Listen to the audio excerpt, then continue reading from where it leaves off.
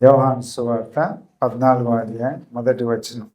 నీ హృదయమును కలవరపడనీయకుడి, దేవుని యందు విశ్వాసముంచుచున్నారు, నా యందును విశ్వాసముంచుడి. చిన్న ప్రార్థన చేసుకొని వాక్య ధ్యానం చేద్దాం. ప్రేమ నమ్మకం కలిగిన మా ప్రియ పరలోకపు తండ్రి, నీ పరిశుద్ధమైన నామాన్ని బట్టి వందనాలు, స్తోత్రాలు. ఇంతవరకు ప్రభా మిమ్మల్ని ఆత్మతో సత్యముతో ఆరాధించే భాగ్యాన్ని మాకు దయచేసిన దాన్ని బట్టి మీకు స్తోత్రాలు. నాయనా, మిగిలిన సమయాన్ని కూడా మీ చేతులకు అప్పగించుకుంటుంటున్నాం. ప్రభా, ఈ యొక్క వాక్యం ద్వారా మా అందరితో మీరు మాట్లాడండి, మమ్మల్ని బలపరచండి. నీ యొక్క రాకడ కొరకై మమ్మల్ని సిద్ధపరచమని మమ్మల్ని అందరినీ మీ చేతులకు అప్పగించుకుంటూ మా హృదయ ధ్యానాలు, తలంపులు, ఆలోచనలు మీ స్వాధీనంలో ఉంచుకోమని, మా మధ్యలో మీ ఆత్మకార్యాన్ని జరిగించమని, బలహీనుణ్ణి జ్ఞాపకం చేసుకోమని మా ప్రభు అయిన యేసుక్రీస్తు పరిశుద్ధ నామంలో ప్రార్థిస్తున్నాము తండ్రి, ఆమేన్. ఈ వాక్యాన్ని ఒక 3 విషయాలు దీంట్లో మనం గమనించవచ్చు. మీ హృదయమును కలవరపడనీయకుడి, రెండవది దేవుని యందు విశ్వాసం ఉంచుతున్నారు, మూడవది నా యందును విశ్వాసం ఉంచుడి. ఈ అధ్యాయాన్ని అంతటిని కూడా ఒక 4 భాగాలుగా దీన్ని డివైడ్ చేసి ధ్యానించవచ్చు. ఇది ప్రభువు తన శిష్యులకి చెప్తుంటున్న విషయం. 1 నుంచి 5 వచనాల వరకు ప్రభువు తన శిష్యులతో మాట్లాడుతూ ఉంటున్నాడు. ఈ విషయాలన్నీ కూడా మీరు హృదయాన్ని కలవరపరచద్దు, దేవుని యందు విశ్వాసం ఉంచున్నారు, నా యందు విశ్వాసం ఉంచండి. ఎందుకు అని అంటే, మీ కొరకు నేను పరలోకానికి వెళ్తుంటున్నా, దేవుని సన్నిధికి, తండ్రి దగ్గరికి వెళ్తుంటున్నాను. మీ కొరకు నేను నివాసాలు ఏర్పాటు చేయటానికి వెళ్తున్నాను. కాబట్టి మీరు దీని గురించి వర్రీ అవ్వద్దు అని అంటున్నాడు. దీన్ని ఇంగ్లీష్లో ఈ మొదటి వచనాన్ని గురించి చదివే ముందు ఈ 4 విషయాల గురించి గుర్తు చేసుకుంటే దీని గురించి కొంత మనకి అవగాహనలోకి వస్తుంది. తన శిష్యులతోటి తను ఇంకా కొంతకాలం తర్వాత ఇంకా ఈ లోకంలో ఉండడు, వారితోటి కలవడు, వారితో కలిసి సహవాసం చేసే ఫిజికల్ గ్యాదరింగ్ ఇంకా ఉండదు ఆయన. సరే, ఆయన వెళ్ళిపోతే ఆ శిష్యుల్ని బలపరిచే వాళ్ళు ఎవరు, ధైర్యపరిచే వాళ్ళు ఎవరు? వాళ్ళు హృదయాలు కలవరపడిపోయే పరిస్థితులు వస్తాయి అనేది ప్రభువుకి ముందే తెలుసు. కాబట్టి వాళ్ళని ప్రిపరేషన్లోనికి తీసుకుని వెళ్తుంటున్నాడు, వాళ్ళని బలపరుస్తూ ఈ మాటలు మాట్లాడుతూ ఉంటున్నాడు. రెండవది ఏంటి అని అంటే, 6వ వచనం నుంచి మనం కానీ గమనిస్తే 5వ వచనం నుంచి 14వ వచనం వరకు, 1 నుంచి 4 వచనాల్లో ఇది మాట్లాడిన తర్వాత 5 నుంచి 14 వరకు అంటాడు, నేనే మార్గము సత్యము జీవమునై ఉన్నాను అని అంటాడు. తోమా అంటాడు, అయ్యా నువ్వు మాకు కలిగి ఉన్నావు కదా, అంత మాత్రమే చాలు. 5వ వచనంలో అంటాడు, తోమా, ప్రభువా ఎక్కడికి వెళుచున్నావో మాకు తెలియదే, ఆ మార్గం ఎలాగో తెలియనని ఆయనను అడుగక. తోమాకి నువ్వెక్కడికి వెళ్తున్నావు, నేను వెళ్ళిపోతానంటా ఉన్నావు, నేనుండే స్థలంలో మీరు ఉండటానికి మళ్ళా వచ్చి నేను మిమ్మల్ని తీసుకొని వెళ్తాను, మీరేమి ధైర్యంగా ఉండండి, మీరు కలవరపడవద్దు అని అంటూ ఉంటున్నావు. ఎక్కడికి వెళ్తున్నావు, ఆ దారి ఏదో మాకు చూపించవచ్చు కదా అని అంటే, అప్పుడు ఈ 6వ వచనంలో ఈ విషయాన్ని చెప్తున్నాడు. చెప్పిన తర్వాత వెంటనే ఫిలిప్పు అంటున్నాడు, అయ్యా మాకైతే తండ్రిని నువ్వు కనపరచు అంటున్నాడు. ఫిలిప్పుతో అంటున్నాడు, ఫిలిప్పు నన్ను మీరు చూస్తుంటున్నారు కదా, నన్ను చూసినవాడు తండ్రిని చూసినట్టే. అంటే నన్ను ఎరిగి ఉన్నారు కాబట్టి ఇంక మళ్ళా తండ్రిని ఎరగటం అంటే ఇంకా నేను వేరు, తండ్రి వేరు కాదు, మేమిద్దరము ఏకమై ఉన్నలాగున నా యందు మీరును ఏకమై ఉండవలనని వీరి కొరకు నేను ప్రార్థించట్లేదు, కానీ వీరు కూడా ఏకమై ఉండవాలని నేను ప్రార్థిస్తున్నాను అని 17వ అధ్యాయం యోహాను సువార్తలో చాలా చక్కటి వివరణ ప్రభు తెలియపరుస్తూ ఉంటున్నాడు. కాబట్టి కలవరపడొద్దు అని చెప్పిన ఆయన ఎందుకు కలవరపడవద్దు, నేనే మీకు మార్గం సత్యం జీవమునై ఉన్నాను అని అంటున్నాడు. అంత మాత్రమే కాదు, ఆ మార్గంలో వెళ్తుంటున్న మీకు నేను వెళ్ళిపోయిన తర్వాత మిమ్మల్ని అనాథులుగా విడిచిపెట్టను, మిమ్మల్ని ఎవరు లేని నాయకుడు లేని నావను వదిలిపెట్టినట్టు నేను వదిలిపెట్టను, నాయకుడు లేని సైన్యంలాగా మిమ్మల్ని నేను విడిచిపెట్టను. కాబట్టి నా ప్లేస్లో మీకు ఇంకొకరిని పంపిస్తాను. ఆయన అదే విషయాన్ని చెప్తున్నాడు కదా. 15వ వచనం నుంచి 26వ వచనం వరకు he promised the Holy Spirit. వాళ్ళకి యేసు ప్రభు ఏమంటున్నాడంటే, నేను మీకు పరిశుద్ధాత్మను, నా ఆత్మను మీకు ఇస్తూ ఉంటున్నాను. కాబట్టి పరిశుద్ధాత్మ దేవుడు మిమ్మల్ని బలపరుస్తాడు, మిమ్మల్ని ధైర్యపరుస్తాడు, మిమ్మల్ని కృంగనివ్వడు అనే విషయాన్ని చెప్తా ఉంటున్నాడు. తర్వాత అంత మాత్రమే కాదు, 4వది అంటాడు, మీకు నేను సమాధానం శాంతిని మీకు అనుగ్రహించి వెళ్తూ ఉంటున్నాను, మీకు సమాధానం ఇస్తుంటున్నాను అని అంటాడు. అది దీనిని మనం 27వ వచనం నుంచి 31 వరకు దీన్ని చూడొచ్చు. ఈ 4 భాగాలుగా ప్రభు ఈ యొక్క 1 నుంచి 4 వచనాల్లో చెప్పిన దానికి ఎక్స్ప్లెనేషన్ లాగా తన యొక్క ఆదరణకరమైన మాటలు, లేకపోతే తను ఏమి వెళ్ళిపోతే నేను మీకేమి ఇస్తాను, మిమ్మల్ని ఏం చేస్తాను అనే విషయాలు కింద చెప్పుకుంటూ వచ్చాడు. ఇది దీని యొక్క అధ్యాయం యొక్క సారాంశం. కానీ 1వ వచనం మీదే కొద్ది మాటలు జ్ఞాపకం చేసుకోవాలని ఆశపడతా ఉంటున్నా. 1వ వచనంలో ఏమంటున్నాడు అని అంటే, మీ హృదయాన్ని కలవరపడనియొద్దు, దేవుని యందు విశ్వాసం ఉంచండి. దేవుని యందు మాత్రమే కాదు కానీ నా యందు విశ్వాసం ఉంచండి అని అంటాడు. దీన్ని యాంప్లిఫైడ్ బైబిల్లో చాలా చాలా ఇంగ్లీష్ ట్రాన్స్లేషన్స్ ఉన్నాయి.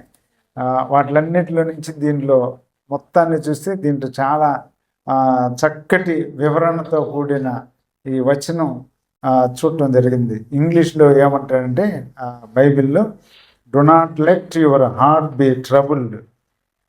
దాంట్లో మళ్ళీ అంటాడు అఫ్రైడ్, కోవర్డ్లీ అని అంటాడు. అంటే భయపడొద్దు, పిరికివారిగా ఉండొద్దు.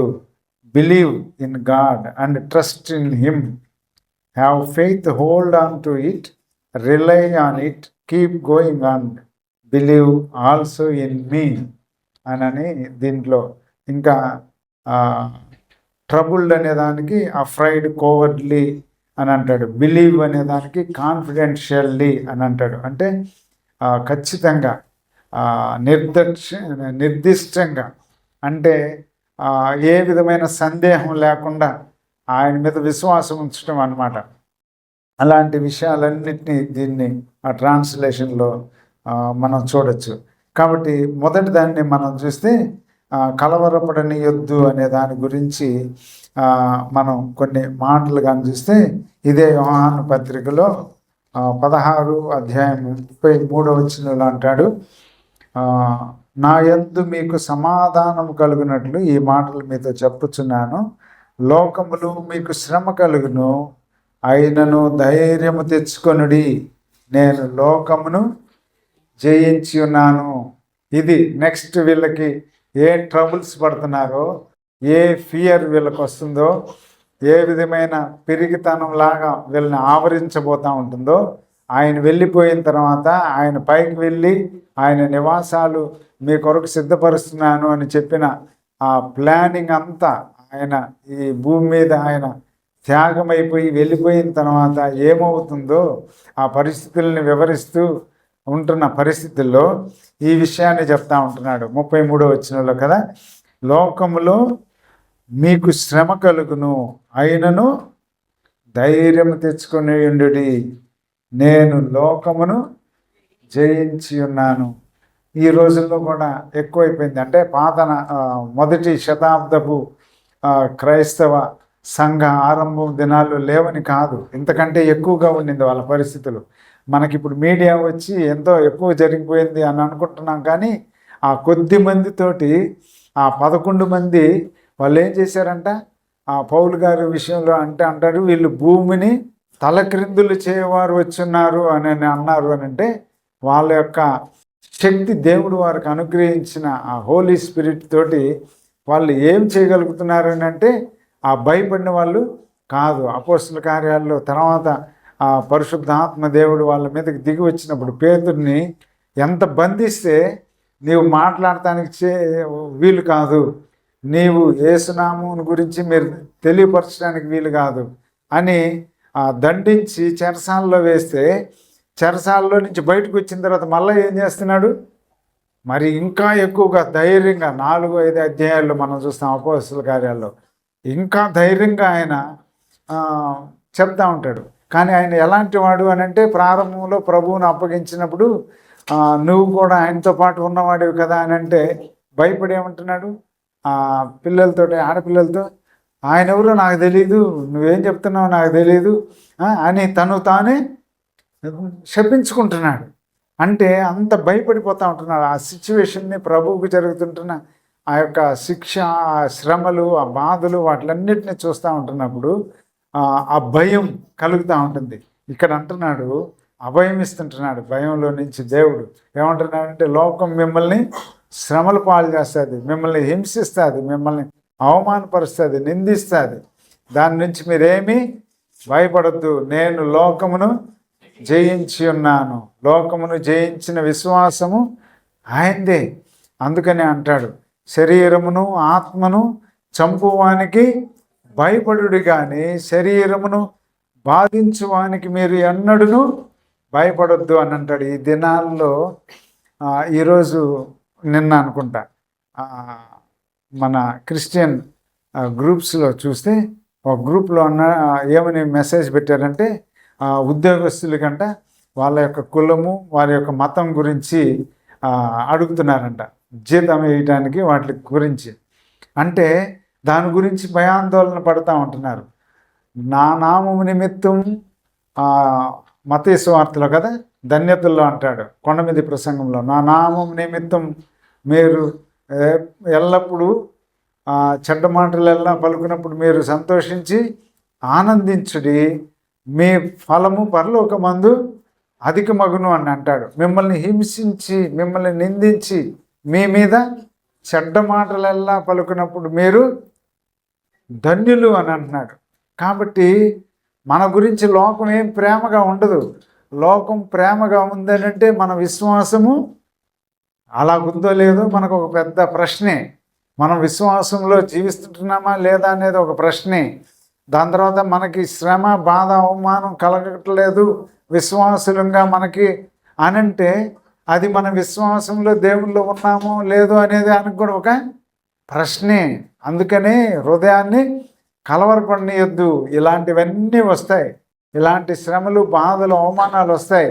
కానీ మీరు ధైర్యంగా ఉండండి, లోకమును జయించిన విశ్వాసం నేనే, కాబట్టి నా యందు మీరు విశ్వాసం ఉంచండి అని అంటాడు. అంత మాత్రమే కాదు, ఇంకా తర్వాత వచనంలో కూడా చూస్తే, ఫిలిప్పీలకు రాసిన పత్రికలో అపోస్తులైన పౌలు 4వ అధ్యాయంలో ఫిలిప్పీ సంఘాన్ని బలపరుస్తూ అక్కడ కూడా ఒక మాట ఆయన ఫిలిప్పీలో అపోస్తులైన పౌలు చెప్తా ఉంటున్నాడు. 4వ అధ్యాయం 6-7 వచనాలని మనం కానీ గమనిస్తే, దేనిని గూర్చి చింతపడకుడు కానీ ప్రతి విషయంలోనూ ప్రార్థన విజ్ఞాపనముల చేత కృతజ్ఞతాపూర్వకంగా మీ విన్నపములు దేవునికి తెలియజేయడి. 7వ వచనం, అప్పుడు సమస్త జ్ఞానమునకు మించిన దేవుని సమాధానము యేసుక్రీస్తు వలన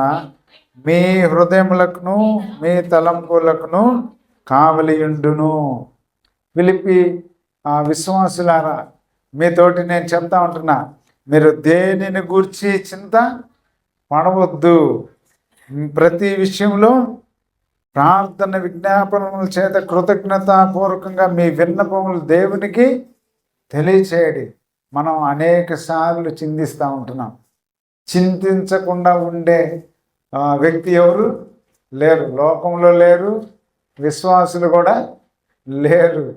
చింత అనేదానికి నాకు చింతే లేదు, నాకంతా హ్యాపీనే అనేవాడు ఎవడు కూడా ఉండడు. ఏదో ఒక చింతే, దేంట్లో ఒక దాంట్లో చింత అంటే బాధ, ఆలోచనే, దేంట్లో ఒక దాంట్లో టెన్షనే. మాకు 5 ఏళ్ళు 3 ఏళ్ళకు ఒకసారి ట్రాన్స్ఫర్ వచ్చేది. 3 ఏళ్ళకు ఒకసారి ట్రాన్స్ఫర్ వస్తూ ఉంది అని అంటే ఎక్కడ వేస్తాడు ఏమో, ఏం చేస్తాడు ఏమో. ప్రమోషన్ వచ్చింది. ప్రమోషన్ వచ్చిన తర్వాత కరెక్ట్గా మాకు అదే టయానికి ఏమైంది అని అంటే 10 ఇయర్స్ ఒకటే డివిజన్లో కానీ ఉంటే అవుట్ ఆఫ్ డివిజన్ వెళ్ళిపోవాలా. ఇది మాకు రైల్వే బోర్డు నుంచి ఇచ్చిన ఆర్డర్ అనమాట. తప్పకుండా అది చేయాలి. కరెక్ట్గా ట్రాన్స్ఫర్ తోటి వెళ్ళాల్సింది, ప్రమోషన్ తోటి వెళ్ళాల్సి వచ్చింది. డైరెక్ట్గా తీసుకెళ్ళి నాందేడ్ మహారాష్ట్రలో వేశారు. అందరూ టెన్షన్ పడతా ఉన్నారు. నేను అనుకున్నా వెళ్ళాల్సిందే, ఇక్కడున్నా వెళ్ళాల్సిందే, లేకపోతే 10 ఏళ్ళు అయిపోయాం కాబట్టి ట్రాన్స్ఫరు ఎలాగ పోవాలి. ట్రాన్స్ఫర్లో ప్రమోషన్లో వెళ్తుంటాం. దేవుని చిత్తం అయితే మళ్ళా తిరిగి తీసుకొని వస్తాడు. ఒక పిక్నిక్ టూర్ లాగా వెళ్ళాం ఆ ప్రమోషన్ ట్రాన్స్ఫర్లో అక్కడ నాందేడ్ సిటీలో. అంతా హ్యాపీగా అట్లా గడిచిపోయింది. మళ్ళా 1 సంవత్సరం లోపలే మళ్ళీ దేవుడు తిరిగి తీసుకుని వచ్చి మళ్ళా ఇబ్రహీంపట్నం అంటే రాయనపాడులో వేశాడు డైరెక్ట్గా.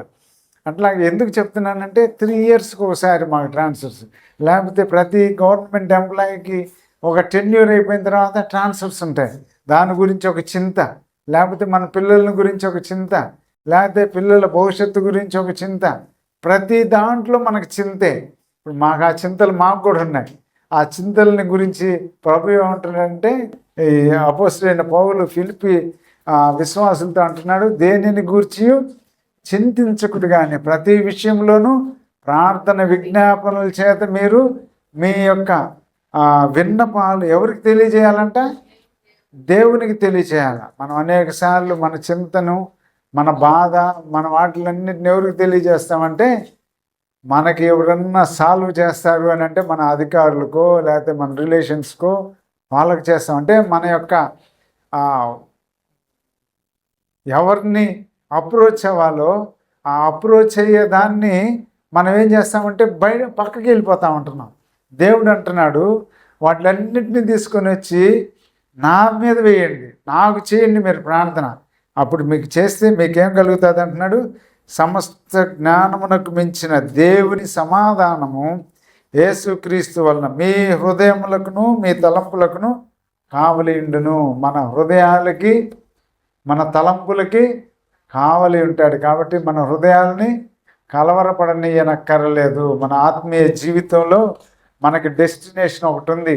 అదే అంటున్నాడు ప్రభు, నేను వెళ్తున్నాను, నేను ఉండే స్థలంలో మీరు ఉండటానికి నేను మళ్ళా వచ్చి మిమ్మల్ని తీసుకొని వెళ్తాను.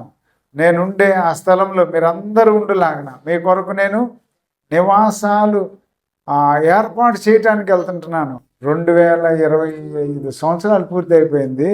ప్రభు పరలోకానికి వెళ్ళి ఆయన మన మధ్యలో పరిశుద్ధాత్మ దేవుని మనకి ప్రొటెక్షన్గా, మనకి బలంగా, మనకి ఆదరణకర్తగా మనకి ఉంచి వెళ్ళాడు.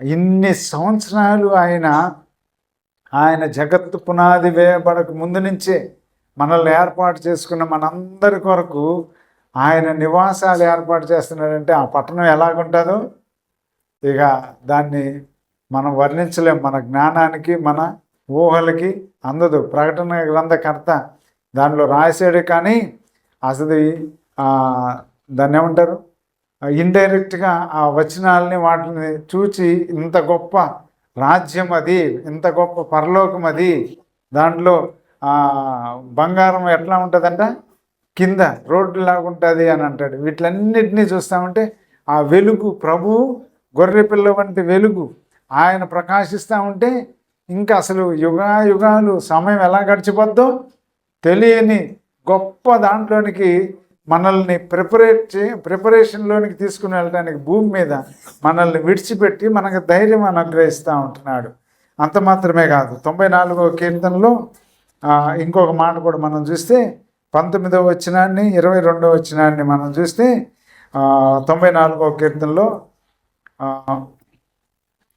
నా అంతరంగమందు విచారములు హెచ్చగా నీ గొప్ప గొప్ప ఆదరణ నా ప్రాణమునకు నెమ్మది కలుగజేయుచున్నది. కీర్తనకారుడు అంటున్నాడు, అయా నా అంతరంగంలో విచారములు హెచ్చగా అంటే ఎక్కువైపోతూ ఉంటున్నాయి విచారాలు, కానీ నీ గొప్ప ఆదరణ నా ప్రాణానికి నెమ్మది కలుగు చేయుచున్నది అని అంటున్నాడు. 22వ వచనం కూడా చూస్తే, యెహోవా నాకు ఎత్తైన కోట, నా దేవుడు నాకు ఆశ్రయదుర్గము, నాకు ఆశ్రయదుర్గము. ఆశ్రయదుర్గంగా ఉన్న దేవుడు మనకు తోడుండగా, ఆయన మనల్ని ఆదరించే దేవుడు మనకు తోడుండగా, మనకి ఏమంటున్నాడు, నాకు ఆదరణ, నా ప్రాణానికి నెమ్మది నీవు అనుగ్రహిస్తావు. ఈ లోకంలో రక్షించబడిన నన్ను నీవు విడిచేవాడివి కాదు, నీవు నా కొరకై ఆదరణకర్తను పరిశుద్ధాత్మను నాకు అనుగ్రహించావు అని చెప్తా ఉంటున్నాడు. అది హృదయాన్ని కలవరపడనీయకుడి అనే దానికి ఒక 2-3 వచనాలు రెఫరెన్స్లు చూస్తూ ఉంటున్నా. రెండవదిగా చూస్తే, యు బిలీవ్ ఇన్ గాడ్, మీ దేవుని యందు విశ్వాసముంచడి అని అంటున్నాడు. దానికి కూడా ఆ విషయాన్ని కూడా చూస్తే మార్కు సువార్త 11వ అధ్యాయం 22వ వచనాన్ని మనం గమనిస్తే, అక్కడ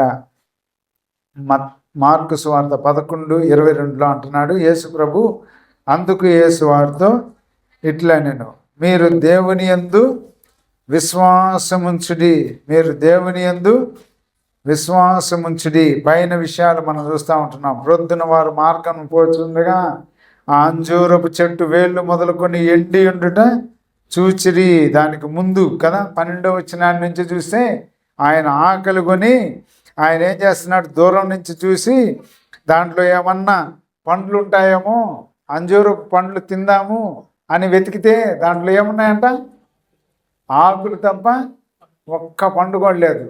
అంజూరపు పండులో ఉన్న ఆ క్వాలిటీ ఏంది అని అంటే, ఒక పండన్నా ఉంటుందంట, అది సీజనల్ టైం అది. కానీ ఆ సీజనల్ టైంలో కూడా అది ఏమైంది, ఒక్క పండు కూడా లేదు, పచ్చగా కనపడతా ఉంటుంది. అందుకని అంటాడు ప్రభు, దీనిని ఇంకా ఎంతకాలము ఉంచాలా, దీనిని బదులు ఈ నేల వేస్ట్ అయిపోతూ ఉంటుంది, ఫలించట్లేదు, దీన్ని తీసివేస్తే బెటర్ అని అంటూ ఉంటున్నాడు. అలాగా ఆయన దాని గురించి కోపడు, లేకపోతే దాని గురించి ఆయన ఏమంటున్నాడు, ఇక మీదట ఎన్నటికీ నీ పండ్లు ఎవరును తినకుందురుగాక అని చెప్పాను. ఇది ఆయన శిష్యులు వినరి. మన గురించి కూడా దేవుని నమ్ముకొని రక్షించబడి మనం కూడా ఫలాలు లేని వృక్షంలాగానే పచ్చగా, అంటే దేవుని యొక్క వాక్యమును సారాన్ని తీసుకుంటా మనం కూడా ఫలింపు లేని జీవితం కానీ కలిగి ఉంటే, దేవుడు మనల్ని కూడా ఇలాగన్నా అంటే మన పరిస్థితి ఏమైపోద్దో, ఎలాగైపోతామో దాని గురించి ఆలోచిస్తే భయము కదా, మన హృదయంలో కలవరం. కారణం ఏంటి అని అంటే, ప్రిపరేషన్ లేకపోవటం, అంటే సిద్ధపాటు లేకపోవటం, ధైర్యం లేకపోవటం, దేవుని ఎదుర్కొంటాము, దేవుని రాజ్యంలో బలా నమ్మకమైన మంచి దాసురాలా అనిపించుకునే ధైర్యం లేకుండా పచ్చని ఒలివ చెట్టు వలె ఉందును అని అన్నట్లుగా ఉండలేక, ఈ చెట్టుని తర్వాత రోజు వచ్చేటప్పటికి ఏమైపోయిందంట, మనం ఇప్పుడు చదువుకున్న 22వ వచనానికి ముందు పైన చూస్తే ఎండిపోయింది. ఇది ఇంకా అసలు దీని వృక్షఫలం ఇంక ఎప్పుడు ఎవ్వరు తినకుందురుగాక అన్నాడే కానీ నువ్వు చచ్చిపోదువుగాక అనలా. ఇక ఫలాలు నువ్వు ఫలించకూడదు, ఇక నీలో నుంచి వచ్చే ఫలం ఎవడు కూడా తినకుంటా ఉంటాడు అని అన్నాడే కానీ అది మరుసటి రోజుకి ఏమైపోయింది, ఎండిపోయింది. నెక్స్ట్ డేనే.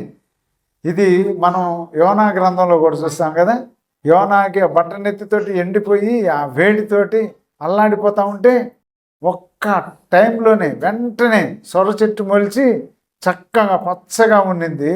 మరలా ఈయన ఒక లెసన్ ఇవ్వాలని చేయగానే అది వెంటనే ఎండిపోయింది.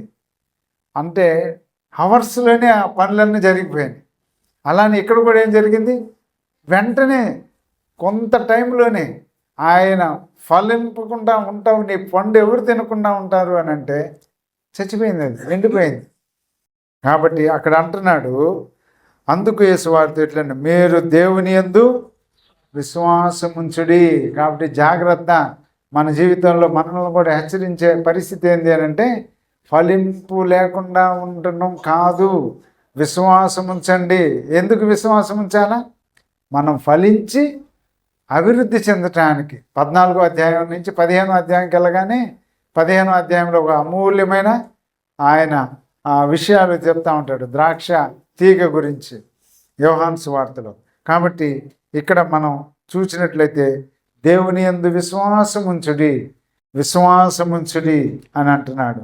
హెబ్రీయులకు రాసిన పత్రికలో కూడా 11వ అధ్యాయము 6వ వచనాన్ని కూడా మనం చూస్తే ఇక్కడ కూడా విశ్వాసుల పట్టికలో ఆయన ఇక్కడ హెబ్రీ గ్రంథకర్త 6వ వచనంలో అంటాడు, విశ్వాసము లేకుండా దేవునికి ఇష్టుడై ఉండుట అసాధ్యము. దేవుని యొద్దకు వచ్చువాడు ఆయన ఉన్నాడనియు తన్ను వెదుకు వారికి ఫలము దయచేవాడనియు నమ్మవలెను కదా. నమ్మవలెను కదా అంటే విశ్వసించవలెను కదా అని అంటున్నాడు. విశ్వాసము లేకుండా దేవునికి ఇష్టుడై ఉండుట అసాధ్యం. మనం విశ్వాసం ఉంది అని అనుకుంటాం కదా. మా చిన్నతనంలో అసెంబ్లీస్ని ఏమనేవాళ్ళు అంటే విశ్వాసుల సహవాసం అనేవాళ్ళు. విశ్వాసుల సహవాసం అంటే విశ్వాసం మీద ఆధారపడి కట్టబడిన సహవాసం అన్న ఉద్దేశంతో ఆ విశ్వాసుల సహవాసం అనేది ఇప్పుడు ఏమైపోయింది? కనుమరుగైపోయింది. విశ్వాసుల సహవాసం అనేది లేదు ఇప్పుడు కదా. అసెంబ్లీ వేరే దానికి పేర్లు మారిపోయింది. వాళ్ళు చెప్పిన ఒక ఉద్దేశం వేరు, ఇప్పుడు మనం పిలుచుకుంటున్న ఉద్దేశం వేరు. దాని గురించి ఇప్పుడు మనం దానిలోనికి ఆ లోతులోనికి మనం వెళ్ళడానికి వీల్లేదు. కానీ విశ్వాసం లేకుండా దేవునికి ఇష్టడై ఉండుట అసాధ్యం. కాబట్టి మనం ఇష్టలుగా ఉన్నామా లేకపోతే దేవునికి ఇష్టలుగా లేమా? అది ఎవరో చెప్పనక్కర్లేదు, మనల్ని మనమే పరీక్షించుకుంటే మనకు అర్థమవుతా ఉంటుంది. సమూయేలు యెష్షయి దగ్గరికి వెళ్ళమన్నాడు సమూయేలుని దేవుడు. నీ వెళ్ళి యెష్షయి దగ్గరికి వెళ్ళు, సౌలు అవిధేయుడైపోయాడు కాబట్టి ఆజ్ఞను అతిక్రమించాడు. ఒక రాజుని పెడదామనుకున్నాను, తన వంశాన్ని రాజుగా అలానే ఉంచాలనుకున్నాను, కానీ తను పోగొట్టుకున్నాడు కాబట్టి ఇంకొక రాజుని నేను ఏర్పాటు చేసుకుంటున్నా, యెష్షయి దగ్గరికి వెళ్ళమంటే యెష్షయి దగ్గరికి వెళ్ళాడు. వెళ్ళిన తర్వాత 3 పెద్ద కుమారులు వచ్చారు మిలిటరీ నుంచి, సైన్యంలో నుంచి. ఒకరిని చూస్తే ఒకళ్ళు ఆ హైట్, పర్సనాలిటీ మొత్తం ఇతనే అయి ఉంటాడు. ఎందుకంటే ఒక దేహ దారుఢ్యం కలిగి ఉండాలి, మంచి దేహం కలిగి ఉండాలి. ఒక రాజు అనగానే చూడగానే మనిషిని చూడగానే భయపడేట్లు ఉండాలి. అలాగ అనుకుంటున్నాడు సమూయేలు. 3 అయిపోయారు, అలాగ వరుసగా అయిపోతూ ఉంటున్నారు. 7 మంది వెళ్ళిపోయారు. వెళ్ళిపోయిన తర్వాత ఏం అర్థం కావట్లేదు. ఇంకా అప్పుడు యెష్షయిని అడుగుతుంటున్నాడు, ఇంతమందేనా నీకుంది, ఇంకెవరు లేరా అని అంటే ఆయన అంటున్నాడు కదా, ఒక్కడున్నాడయా గొర్రెలు కాసుకుంటా ఉన్నాడు, అడవిలో ఉన్నాడు అని అంటే పిలిపించన్నాడు. పిలిపించిన తర్వాత దేవుడు ఏం చేశాడు, ఇతడే నేను కోరుకున్నవాడు, ఏర్పరచుకుంటున్నవాడు, అభిషేకించు అన్నాడు. అతను కూడా ఏమి క్వాలిటీ లేనివాడు ఏం కాదు, ఎర్రనివాడు, సౌందర్యం కలిగిన వాడు. చాలా చక్కటి వివరణ దావీదు గురించి కూడా చూస్తాం. హైట్ గురించి లేకపోయినా తన పర్సనాలిటీ గురించి దేవుడు అక్కడ రాశాడు. అప్పుడు సమూయేలుతోటి దేవుడు అంటాడు, దానికి పైన అభిషేకించే ముందు, నీవు పై వేషాన్ని చూస్తున్నావు కానీ నేను ఎవరిని చూస్తాను, అంతరింద్రియం చూస్తాను. Man looks at the face but God looks at the heart అని అంటాడు. అంటే దేవుడు మన హృదయాన్ని, అంతరింద్రియాన్ని ఎరిగినవాడు. ఆయనకి తెలుసు నేను ఎలాంటి వాడినో, నువ్వు ఎలాంటి వాడు. మనిషి ఏం చేస్తాడంటే పై వేషాన్ని చూస్తాడు. మన పై వేషాన్ని, పై అపీరెన్స్ని, పై నుండే యాక్టివిటీని చూసి ఎంత దీనుడో, ఎంత వినయం కలిగిన వాడో, లేకపోతే ఎంత మంచిగా ఉన్నాడు ఇలాంటివి అనుకుంటూ ఉంటాడు. పైకి మనిషి మీద కంటి జీవితంతో. కానీ దేవునికి తెలుసు లోపల మన జీవితం ఎలాంటిది అని.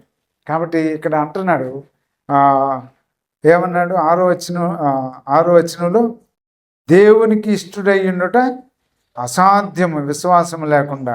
కాబట్టి తన్ను వెతుకు వారికి ఫలము దయచేయవాడనియు నమ్మవలెను అని అంటున్నాడు.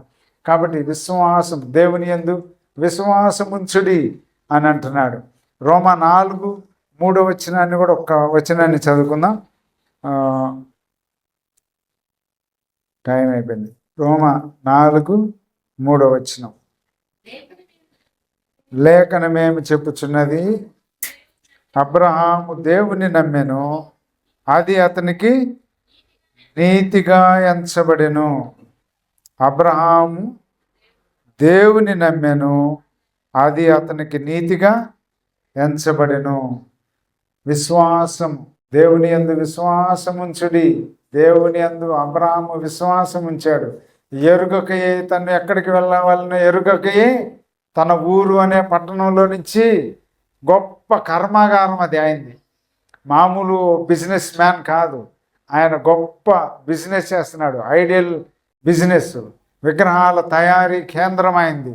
చుట్టూ గొప్ప కోట గోడ లాంటిది అంట. అది త్రవ్వకాల్లో బయటపడిందని తర్వాత దాని గురించి చెప్పుకొచ్చాడు. ఊరు అనే పట్టణంలో ఆయన ఉన్న నివాసం, ఆయన ఉంటున్న ఆ కాంపౌండ్, ఆ యొక్క విగ్రహాలు తయారు చేసి అమ్ముకుంటా ఉన్నాడు. ఇలాంటి వాడిని నేను నీ తండ్రి ఇంటి నుంచి, నీ దేశం నుంచి, నీ ఉంటున్న ప్రదేశం నుంచి నేను చూపించే దేశానికి రా అనంటే ఏం చేశాడు ఆయన? ఎరుకకి వెళ్ళాడంట. మనల్ని కానీ ఎరుకకి వెళ్ళమంటే మనం ఎంత అవిశ్వాసంలో ఉంటామో. ఎక్కడికి వెళ్ళమంటున్నాడో ఏం తెలియకుండా ఏంటయ్యా వెళ్ళేదని.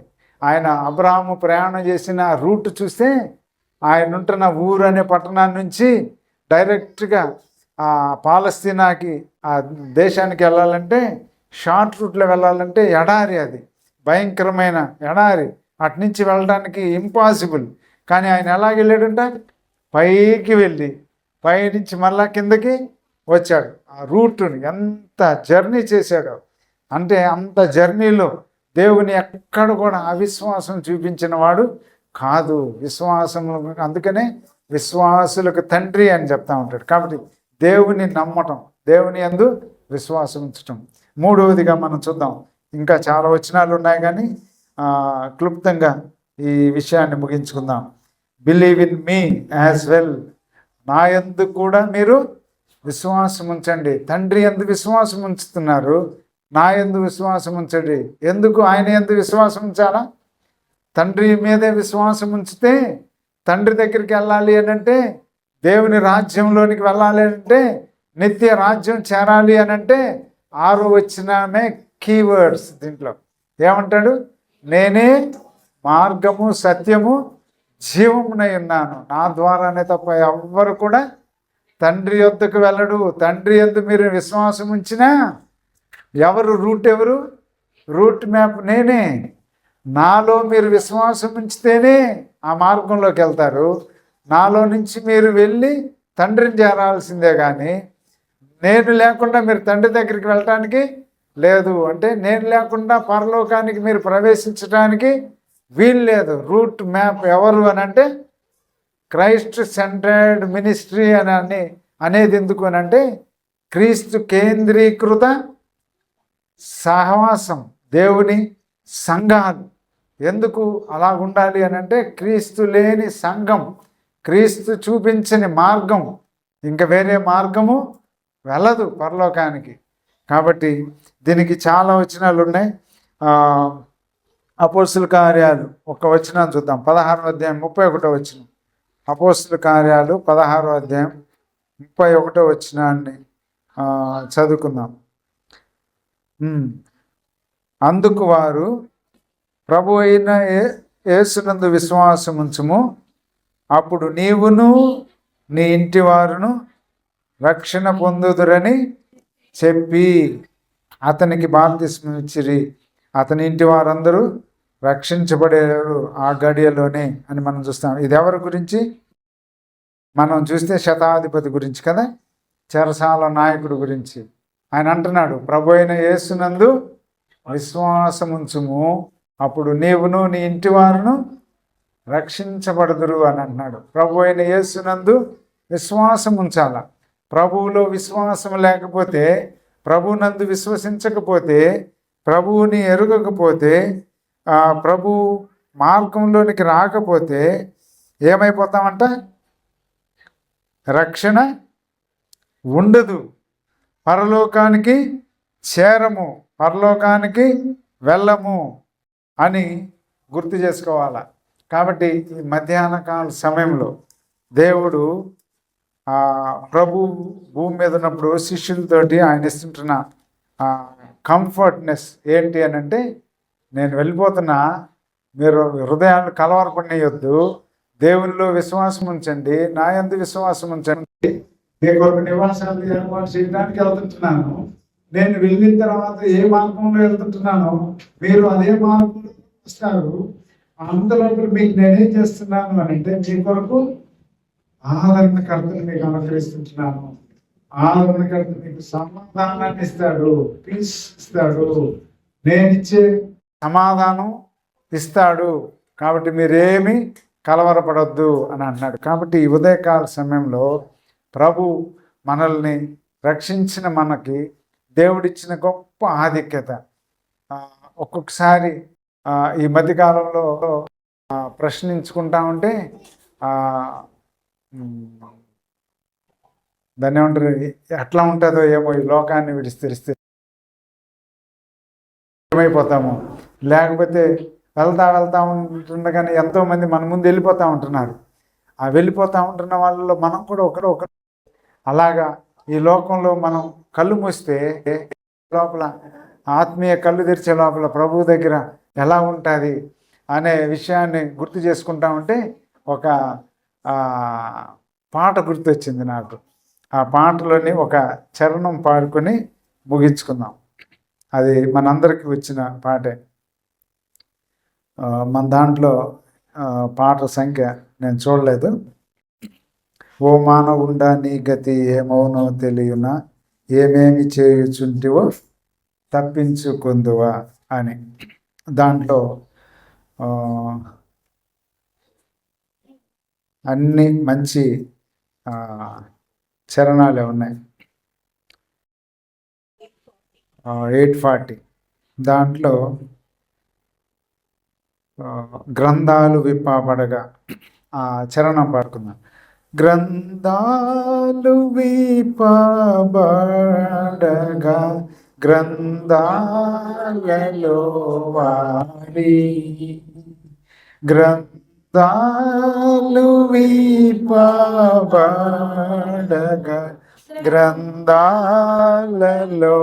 వారి, గ్రంథం బట్టబయలై పొందెదరు తీర్పు,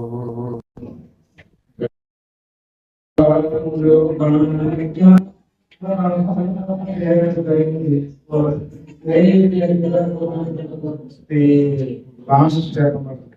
దేవుని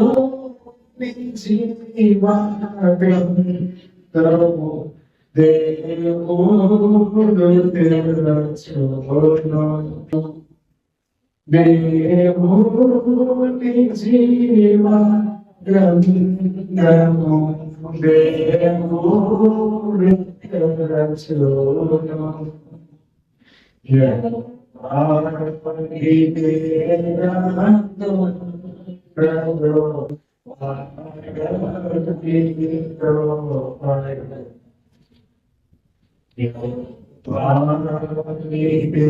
గ్రంథము దేవుడు తెరచును,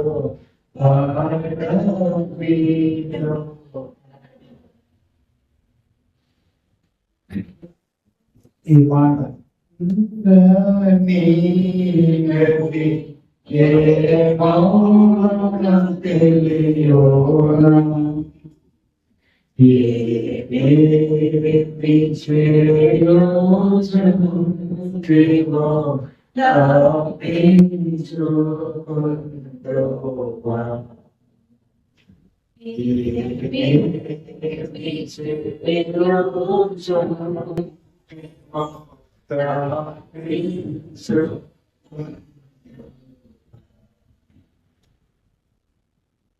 సడన్ గా ఇదిగో ప్రధాన దూత శబ్దంతో ఆకాశ మండలం మీద వేగాలుడై దిగి వచ్చేటప్పుడు గొప్ప మాటలు అంతా ఏమైపోతుందంట, మార్పు చెందిపోతా ఉంటుంది.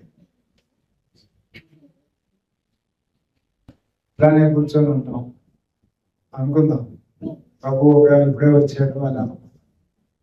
ఎవరికి తెలియలేదు ఆయన వచ్చిన టైం. ఆ సమయంలో మార్పు చెంది అదృశ్యమైపోతాడు. గణవేలు అదృశ్యమైంది ఇల్లు దేవుని బోరధ్వని. పైలట్లు విమానంలో పైలట్ నడుపుతూ ఉంటుండగా కో పైలట్ వెళ్ళిపోతాడు. పక్కన కో పైలట్ కనపడు. డ్రైవర్ ఒకరు వెళ్ళిపోతారు, లోకో పైలట్ ఉంటాడు. లేకపోతే ఆ డ్రైవరే ప్రభుని నమ్ముకున్నవాడైతే వెళ్ళిపోతే ఈ బండి వెళ్ళిపోతా ఉంటది. ఏం తెలియదు.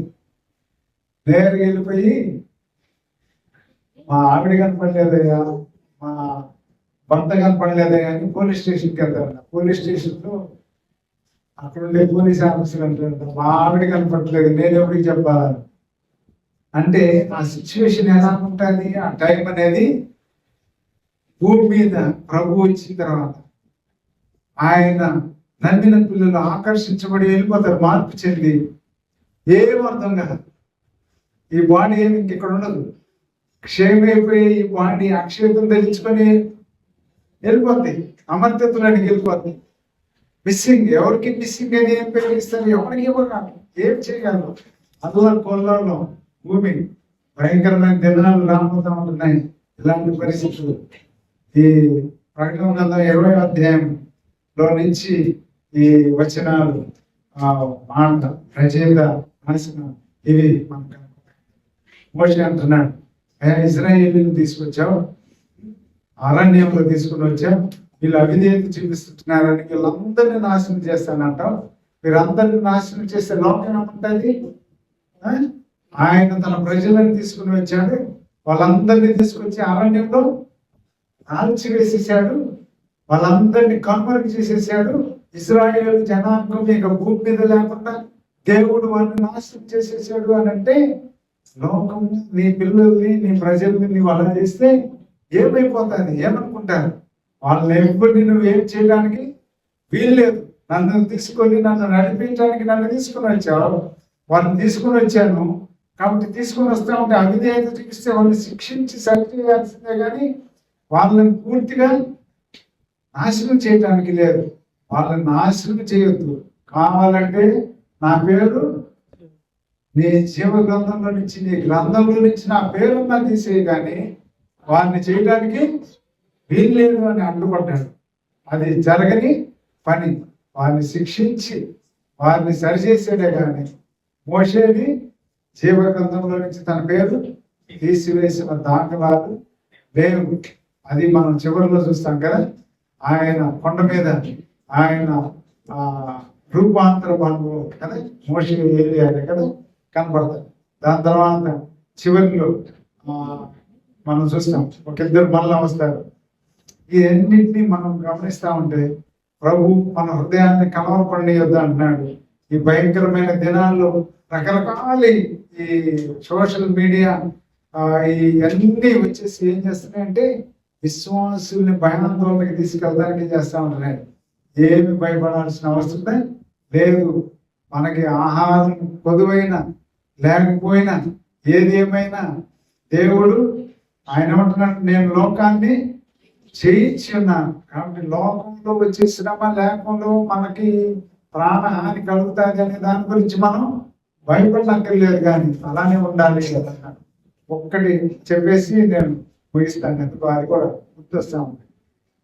అస్సాంలో ఆ తెగవాళ్ళు ఒక మిషనరీ ద్వారా ఆ కుటుంబం అంతా రక్షించబడిన తర్వాత ఆ యొక్క కుటుంబ లీడర్లు ఏం చేశారు తెలుసా, అరే మనల్ని మనం పూజించే ఈ యొక్క విగ్రహాలు, ఈ దేవతలు వీళ్ళందరినీ వచ్చి నువ్వు ఎవరినో ఆ మిషనరీ చెప్తే మన ఊరు కాదు, మన దేశం కాదు, ఎవరినో ఆయన్ని నువ్వు నమ్ముకొని ఏం చేస్తా ఉంటున్నావు, ఈ దినం అందరి ఎదురుగా నీ కుటుంబాన్ని చంపేస్తాం అని అనేసి వాళ్ళని నలుగురిని నిలబెట్టాడు. భార్య భర్తని ఇద్దరు బిడ్డలు నిలబెట్టేసి చెప్తాన్నట్టు, ముందు నీ బిడ్డలను చంపేస్తా, మీరు దేవుడిని విడిచిపెడతారా, యేసు ప్రభుని విడిచిపెట్టి మన దేవతల్ని మన కులాన్ని మన వాటిని నమ్ముకుంటారా లేదా, పూజిస్తారా లేదంటే నేను వెనుదిరగను, నేను ఆయన్ని వెంబడిస్తాను అని అన్నాడు. ఆయన చూస్తా ఉండగానే వాళ్ళిద్దరిని బాణాలతో పిల్లలు చంపేస్తారు. దాని తర్వాత మళ్ళా అల్టిమేట్ వేస్తున్నాడు, నీ భార్యని చంపేస్తాను కాబట్టి నువ్వు విడిచిపెడతావా లేదా. మళ్ళా హ్యాపీగా చెప్తున్నాడు, నేను విడిచిపెట్టను, నేను వెనుదిరగను. చూస్తా ఉంటుండగానే భార్యని చంపేస్తాడు. అయిపోయింది. ఇప్పుడు లాస్ట్కి తన మీదకి వచ్చింది, సింగ్ మీద. ఆయన్ని కూడా అంటున్నాడు, నువ్వు విడిచిపెట్టకపోతే ఇప్పుడు నీదే ఆ బాధ్యత అన్నాడు. సంతోషంగా నేను వెనుదిరగను, నేను విడిచిపెట్టను అని అట్లానే ఉంటుండగా చంపేశాడు. ఆ తెగ నాయకుడికి టెన్షన్ మొదలైంది. ఏంటి దీంట్లో ఉన్న గొప్ప, ఇది ప్రాణాలు, బిడ్డల ప్రాణం, భార్య ప్రాణం, ఆయన ప్రాణం తీసుకుంటుంటే కూడా ఏమి వెళ్ళి తిరగట్లేదు, ఏమి సంకోచం భయం లేదు. ఏంటి దీంట్లో ఏదో చాలా గొప్పతనం ఉంది అని ఎరిగిన తర్వాత ఆ గూడెం, ఆ తెగ అంతా నమ్ముకున్నారు. ఆ మాట ఈ రోజుల్లో ప్రపంచంలో ఎక్కువైపోయింది. సాధు సుందర్ సింగ్ ఆ ఏరియాకి వెళ్ళినప్పుడు అంటే ఆ పాట ఆ ఏరియాలో అస్సామీ తెగ వాళ్ళు, ఆ గారో తెగ అన్నమాట, వాళ్ళు పాడుకుంటా ఉన్నారు, I have decided to follow Jesus అనే పాట. నేను వెనుదిరగను, నేను వెనుదిరగను, నేను వెంబడించేది వాటి పాట. అట్లాగా లోకం నా ముందున్నా, నా వెనుక ఏదన్నా, నేనైతే నిన్ను విడిచిపెట్టినాను. అప్పుడు ఈ సోషల్ మీడియా వీటన్నింటిలో మనకు ఉండే ఆపర్చునిటీస్, మనకి కలిగే ఈ యొక్క ఫెసిలిటీస్, వీటిలన్నింటినీ తీసివేస్తా ఉంటున్నారు అని అంటే వీఆర్ ఇన్ క్రైస్ట్. మనం దేవుల్లో ఉన్నాం, మనం దేవుని నమ్ముకున్నాం. మన విశ్వాసానికి పరీక్ష, మనకు పరీక్ష అనేది మనం గుర్తిస్తే మనం ఇక్కడ ఏదైతే దేవునికి భయంకరంగా ఉంటామో మన ఫలం పరలోకంలో అధికమవుతుంది. అక్కడ మన నివాసాలు దేవుడు ఇచ్చేది ఆ బహుమానాలు, అవి వాడబారని కిరీటాలు, వాడబారని మహిమ దేహంలో వాడబారని దేవుడు ఇచ్చే ఆధిక్యతలు తీసుకుంటున్నప్పుడు ఇక ఎలా ఉంటుందో, అవి లేనప్పుడైతే ఒకటి అగ్నిలో నుంచి కాల్చబడి తప్పించబడినట్లుగా ఉండటం ఆ పరలోకంలో మనం ఉండటానికి వీలు లేదు. కాబట్టి భయం కలిగి దేవుని బిడ్డలుగా ఉదయం కలవరపడుతుంటున్నా, ఇలాంటి సిచ్యువేషన్స్ ఉంటున్నా ధైర్యంగా దేవుని కొరకు నమ్మకంగా యథార్థంగా దేవుని ఎడల నమ్మిక ఇచ్చి ముందుకు సాగుదాం. రక్షించబడిన మనం అలా ఉందాం. ఇంకా ప్రభుని అడగకపోతే గ్రంథాలు విప్ప వడగ, గ్రంథాలలో పేరు లేకపోతే ఏమైపోతుందో మన పరిస్థితి కదా. మైక్ ద్వారా వింటున్న వాళ్ళకి అందరికీ క్యాజువల్ గా అనుకుంటాం, అడవి పువ్వు లాంటి జీవితం, నీటి బుడగ లాంటి జీవితం, ఆవిరి లాంటి జీవితాలు, నో గ్యారంటీ, ఏమి గ్యారంటీ లేదు. పోతా ఉంటే ఏమైపోతుంటున్నాయో అర్థం కాదు. 60 ఏళ్ళు దాటినా గుండెకి రెస్ట్ లేదు. మనకి రెస్ట్ ఉంది కానీ నిద్ర ఆహారం లేకుండా ఏం చేస్తుంది, కొట్టుకుంటానే ఉంటుంది. అది కూడా నాకు రెస్ట్ కావాలంటే అప్పుడే ఇంకా రెస్ట్. కాబట్టి దేవుని ఎరిగిన మనం హృదయాత్మకంగా దేవుని యొక్క విశ్వాసంతో నమ్మకంతో దేవుని ఎడల భయభక్తులతో ఆయన కొరకు నమ్మకంగా జీవిద్దాం. లేని వాళ్ళు దేవుని ఎరిగి ఆయన మార్గంలో నడవాలని ప్రభు నామములో హెచ్చరించబడతా ఉన్నాం. అలాంటి కృప పరిశుద్ధాత్మ దేవుడు మనకి తోడుగా ఉంటుండగా, ప్రభు మనకి ఆదరణకర్తను మనకి ఇచ్చి ఉంటుండగా, దేవుని వాక్యం సాహసము అన్ని మనకి దేవుడు అనుగ్రహించుంటుండగా నమ్మకంగా దేవునిలో జీవిస్తూ సాగిపోదాం. అలాంటి కృప పరిశుద్ధాత్మ దేవుడు మనకి అనుగ్రహించండి. ప్రార్థన చేసుకున్నాం. ప్రేమ మా ప్రియపడలో తండ్రి, మీరు ఇచ్చిన శ్రేష్టమైన సమయం కూడా స్తోత్రాలు చేస్తున్నాం. లోకంలో మీరు లోకంలో శరీరంగా ఉన్నప్పుడే ఆయన మీ సొంత బిడ్డలు మీ చేత పిలువబడినటువంటి శిష్యులే కలవరపడ్డారు. వారితో మీరు మాట్లాడిన మాటలు ఈరోజు మా మాట్లాడుతున్నాం. ఈ రోజు మీరు శరీరంగా లేదు కానీ ఈ మా లోపటి నుంచి మీరు మమ్మల్ని మాట్లాడిస్తున్నారు, ధైర్యపరుస్తూ బాధిస్తున్నారు. జీవంలో మీ మాటలు ప్రపంచంలో లేకుండా చేయాలని అందరూ ప్రయత్నం చేసినారు. ఎవరి సాధ్యం కాలేదు అనే మా మనసులో, మా తలపులు, మా హృదయాల్లో, మా భాషలు ఆయన ఉన్నది స్తోత్రం చేస్తున్నాం. ఇంకా రక్షణ స్వార్థ ప్రకటించబడుతూ పాపమును గురించి, నీతిని గురించి, తీర్పును గురించి నేను పరిశుద్ధాత్మ మీరు క్రియ జరిగిస్తుండగా, ఒప్పించబడుతుండగా మనసులో పశ్చాత్తాపం కలిగి జీవము కలిగిన సజీవుడైన మా కొరకు ప్రాణం పెట్టి రక్తం ఇచ్చి మరణించి తిరిగి లేచినటువంటి దేవుడు మీరే నమ్మి రక్షణ పొందడానికి సహాయం చేయండి.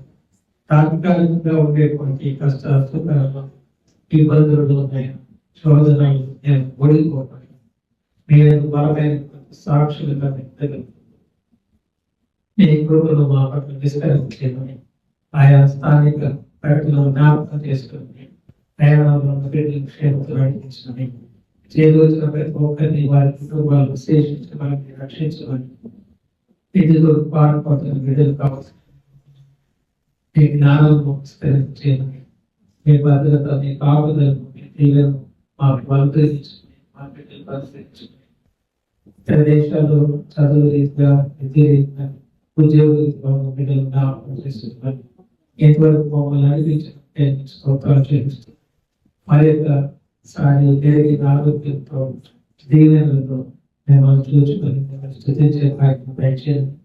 అంతవరకు లోకంలో ఆయా పని వాటిల్లో వెళ్ళేట్టుగా మీ కృపా సహాయంతో మీ తోడ్పాటును నిండాలుగా మాకు ఉంచిన మీ పరిశుద్ధత నుంచి మీ సర్వత మార్పు తొలగిపోకుండా మీ అందరి భయభక్తులలో నేను దుస్సాహం కావాలి. ఈ ఇంతవరకు మీరు కాల్చి కాపాడి స్తోత్రాలు చేస్తూ ముందున్నటువంటి దినాలు కూడా కాపాడాలని కోరుకోండి. ఏ పొరదైనటువంటి పరిస్థితి మా మీద యేసుక్రీస్తు ప్రభువు స్తోత్రం చెల్లించుకుంటూ ప్రార్థిస్తున్నాం. అందరికీ వందనాలు.